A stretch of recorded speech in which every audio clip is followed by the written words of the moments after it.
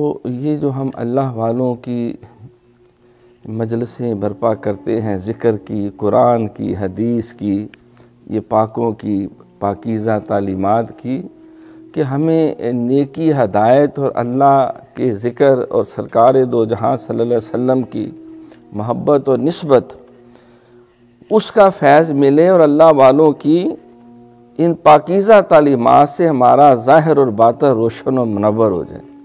حضور علیہ الصلوۃ والسلام کی ایک طویل حدیث ہے، اس میں ایک حصہ یہ بھی ہے کہ کسی انسان کی کتاب جو پڑھتا ہے، اس کی مجلس اور سنگت اور صحبت اختیار کرتا ہے، تو اسی طرح جیسے اس کی کتاب نہیں پڑھ رہا، اس کے پاس بیٹھا ہوا ہے۔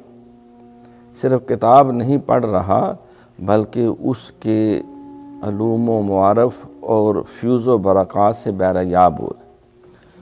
تو جس طرح اچھی کتاب انسان میں مثبت انقلاب پیدا کرتی ہے، تو بری کتاب انسان میں، وہ بھی برے مجلس ہم نشین کی طرح ہوتی ہے، وہ بھی انسان کو برباد کر دیتی ہے۔ آج کل تو خیر کتاب کا رولہ ہی ختم ہوتا جا رہا ہے، ہر ایک کی جیب میں فیس بک آ گئی ہے، یوٹیوب آ گیا ہے، ایک منٹ لگتا ہے شیطانوں کی مجلس میں جانے کے لیے، بلکہ وہ دور سے ہاتھ ہلا لا کے دعوت دے رہے، جلدی آؤ جلدی آؤ، تیرا میں بیڑا گکھڑ کروں ابھی۔ تو بس وہ کھولنے کی دیر ہے۔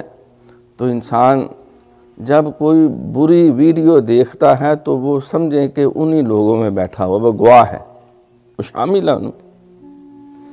اور جس وقت کو کعبہ شریف کا دیدار کرتا ہے، نیک مجلس کا، تو ایسے ہی ہے گویا کہ وہ ان کی مجلس و صحبت میں بیٹھا۔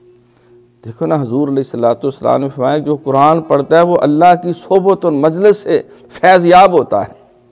ایسے ہی ہے جیسے اللہ کی وہ بارگاہ میں حاضر ہے اور اس کی فیوز و برکات حاصل کر رہا ہے۔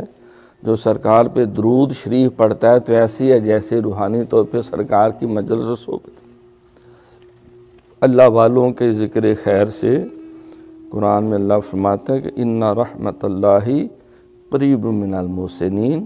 اگر اللہ کی رحمت کے طلبگار ہو، خیر چاہتے ہو، تو جاؤ کسی نیک کی مجلس میں بیٹھو، کسی نیک کی کتاب پڑھو، کسی نیک کا ذکر خیر کرو،